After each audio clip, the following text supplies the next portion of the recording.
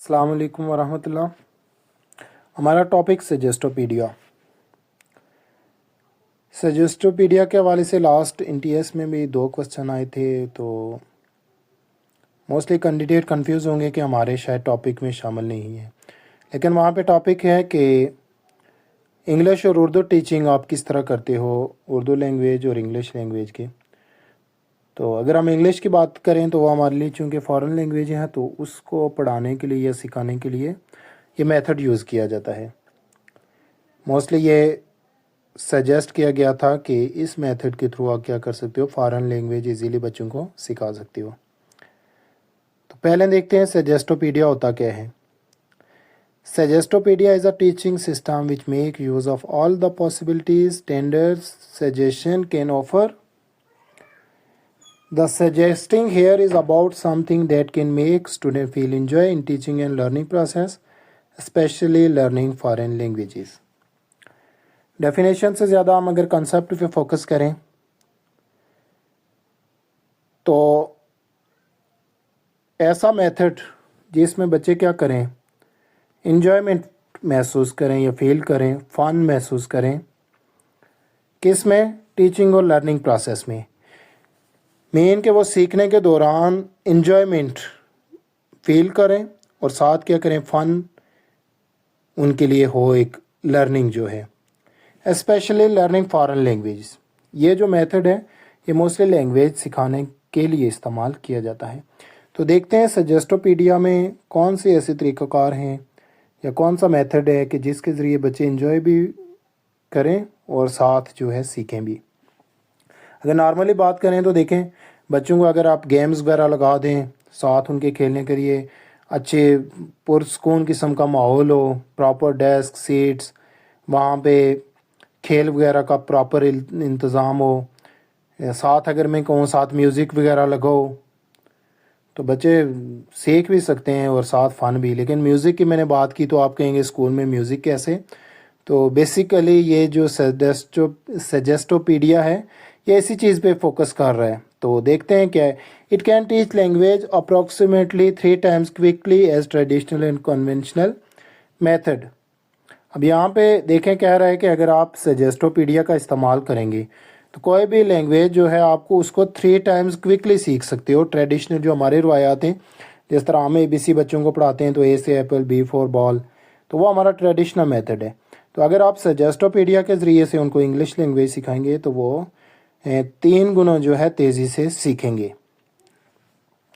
तो देखते हैं कि सजेस्टोपीडिया के हवाले से कि कौन सी टेक्निक्स हैं क्या। तो बेसिकली सजेस्टोपीडिया में हमारे पास 4 स्टेजेस हैं। एक है प्रेजेंटेशन, एक कंक्रीट, एलुबरेशन एंड प्रैक्टिस। तो फर्स्ट स्टेज जो है इंग्लिश लैंग्वेज या फॉरेन लैंग्वेज लर्न करने का या सीखने का, उसमें आता है presentation according to the suggestopedia. In the presentation stage, the student are helped to get positive mind that learning is easy and fun. The teacher set the environment of the class as comfortable and cheerful if could be for the student. यहाँ पे ये कह रहे हैं कि सबसे पहले presentation में टीचर क्या करता है कि बच्चों का पॉजिटिव माइंड बनाता है, लर्निंग की तरफ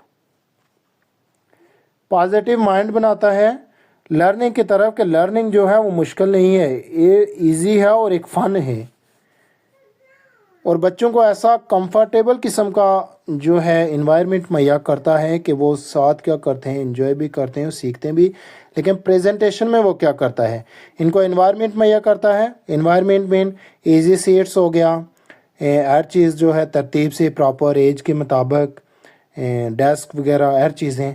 और उनके माइंड में ये चीज़ डालता है कि जो हमारे पास लर्निंग है, सीखना जो है जस्ट इजी और फन है, आप परेशान हो, उनका पॉजिटिव माइंड डेवलप करता है। ठीक है, प्रेजेंटेशन में जो टीचर है। नेक्स्ट अगर देखें हमारे पास दूसरा स्टेज तो कंक्रीट। अब कंक्रीट स्टेज को 2 हिस्सों में तकसीम किया गया है। एक हमारे पास है एक्टिव और दूसरा पैसिव स्टेज। तो पहले देखते हैं active stage. In the active concrete the teacher reads a text and is repeated by the student. कि यहाँ पे क्या करता है टीचर जो होता है वो रीड करता है टेक्स्ट को। अब हम अगर इंग्लिश लैंग्वेज की बात करें तो इट्स मीन कि वो इंग्लिश लैंग्वेज को क्या करता है, कोई स्टोरी है कुछ भी है तो उसको रीड करता है। And is repeated bye student, और स्टूडेंट जस्ट उसको रिपीट करते हैं, जो टीचर उनको खुद रीड कर रहा है स्टूडेंट उसको रीड कर रहे हैं। और उसके बाद हमारे पास पैसिव कंक्रीट आता है। Passive concrete, the teacher plays some work music in the background and he and she the next text again the student listen carefully. अब यहाँ पे क्या है कि पहले टीचर ने रीड किया, बच्चों ने उसको रिपीट किया। दूसरे में क्या करेगा, टीचर जो है म्यूज़िक प्ले करेगा, कौन सा, बारोक म्यूज़िक, बारोक भी कहते हैं। तो ये म्यूज़िक प्ले करेगा बैकग्राउंड में। और क्या करेगा, जो स्टूडेंट है read the text again, sorry teacher यहाँ पे क्या करेगा, टेक्स्ट को दोबारा से रीड करेगा, किसके, बैकग्राउंड म्यूज़िक के साथ। और स्टूडेंट क्या करेंगे, लिसन केयरफुली, जस्ट उसको जो है सुनेंगे।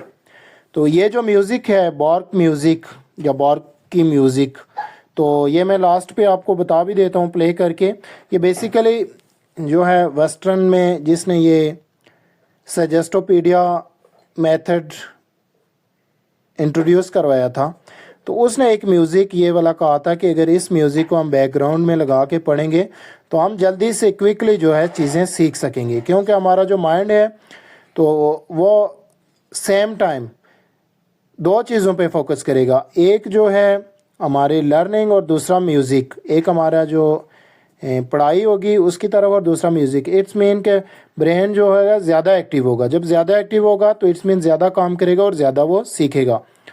तो इस हवाले से जो है ये म्यूज़िक उसने कहा कि बैकग्राउंड में टीचर प्ले करेगा और जस्ट जो है स्टूडेंट जो है उसको क्या करेंगे, सुनेंगे, किसको, म्यूज़िक को भी और टेक्स्ट को भी, दोनों चीज़ों को क्या करेंगे स्टूडेंट सुनेंगे। तो दो हमारे पास इसमें आ गए, एक हमारे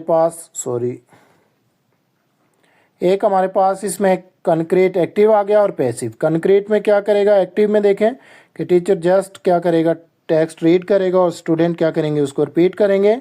और पैसिव में क्या होगा कि टीचर जो है बैकग्राउंड म्यूज़िक प्ले करेगा और साथ जो टेक्स्ट था उसको अगेन क्या करेगा, रीड करेगा और स्टूडेंट ने जस्ट जो है सुनना है।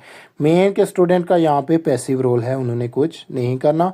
यहाँ पे स्टूडेंट भी एक्टिव थे क्योंकि वो रिपीट कर रहे थे और टीचर भी, लेकिन यहाँ पे टीचर जो होगा एक्टिव होगा और स्टूडेंट जो होंगे वो पैसिव होंगे। नेक्स्ट अगर देखें elaboration, in this stage teacher tell the student that they will do something like making film, gaming etcetera. अब इसमें टीचर उनको क्या कहेगा कि उन्होंने कोई क्या करनी है, कोई फिल्म वगैरह या गेमिंग वगैरह क्या करनी है। तो आपने जो करना है यहाँ पे उसके किरदार पे बात करनी है कि किसका क्या किरदार होगा फिल्मिंग, ड्रामे, गेमिंग वगैरह में, इस तरह की चीज़ों में। तो ये आपने याद रखना है कि एलुबरेशन में क्या करेगा कि यहाँ पे स्टूडेंट को कहेगा टीचर के क्या करो, कुछ आप करो, लाइक मेकिंग फिल्म, जैसे फिल्म बनाते हो या गेम में मुख्तलिफ किस्म के रोल्स होते हैं। तो नेक्स्ट जो हमारा स्टेज है वह यहाँ पे है प्रैक्टिस। अब प्रैक्टिस में क्या होगा, in this stage the teacher use gaming, puzzle etcetera to review the student understanding. अब यहाँ पे टीचर क्या करेगा, इनको कोई पजल्स देगा, कोई गेम देगा कि आप क्या करो, इसको सॉल्व करो और क्या करो कि ताकि उसको पता चले कि स्टूडेंट यहाँ से क्या उन्होंने अंडरस्टैंड किया। एक चीज़ मैं बता दूँ कि यहाँ पे जो है एलुबरेशन में क्या करेगा टीचर कि इनको कोई पजल्स वगैरह, फिल्म्स वगैरह इसके हवाले से कोई दे देगा, गेम्स वगैरह, और उनसे कहेगा कि आपने क्या करना है, जस्ट इस पे सुनना है और कुछ काम नहीं है। आपने घर जाके तो ये बैकग्राउंड म्यूज़िक जो था इसके साथ जो हमने किया तो आपने जस्ट इसको सुनना है जाके, और सुबह उठ के भी आपने एक दफ़ा इसको सुन के स्कूल आ जाना है। दूसरे दिन वो उनको ये गेम्स वगैरह देगा बाकी कि आप क्या करो, इसको सॉल्व करो। तो दूसरे दिन जो है वो स्टूडेंट आके उसको सॉल्व करेंगे और जो इसमें उनके अंडरस्टैंडिंग का पता चलेगा कि बच्चों ने या स्टूडेंट ने क्या सीखा। तो बेसिकली इस हवाले से जो क्वेश्चन आएंगे, मेन इसमें म्यूज़िक का रोल होता है कि बैकग्राउंड में आपने क्या करना है, म्यूज़िक प्ले करके तो इस तरह से फॉरेन लैंग्वेज सीखनी है। यहाँ पे मैं आपको म्यूज़िक भी बल्कि प्ले करके दिखा देता हूँ। ये म्यूज़िक है जी, किधर गया, एक मिनट रुकिएगा, ये वाला म्यूज़िक है जी। आई थिंक जो रिकॉर्डिंग है इसके साथ म्यूज़िक प्ले नहीं हो रहा, तो वो भी मैं आपको, अगर आप लोगों ने करना है, सुनना है, तो आप जो है यूट्यूब से सर्च कर सकते हैं। यहाँ पे नाम लिखा हुआ है कि बैकग्राउंड में जो म्यूज़िक, ये वाला कौन सा म्यूज़िक है। आप भी ट्राई करके देखें, मे भी NTS की तैयारी आप 3 टाइम्स क्विकली कर सकें बैकग्राउंड में ये म्यूज़िक लगा के। तो इजी सा है, जस्ट आपने इसके स्टेजेस याद रखने हैं। पहला स्टेज जो हमारा है प्रेजेंटेशन, देन कंक्रीट है, एलेबोरेशन है और प्रैक्टिस है। तो ये बेसिकली फॉरेन लैंग्वेजेस को सीखने के लिए ये मेथड यूज़ किया जाता है।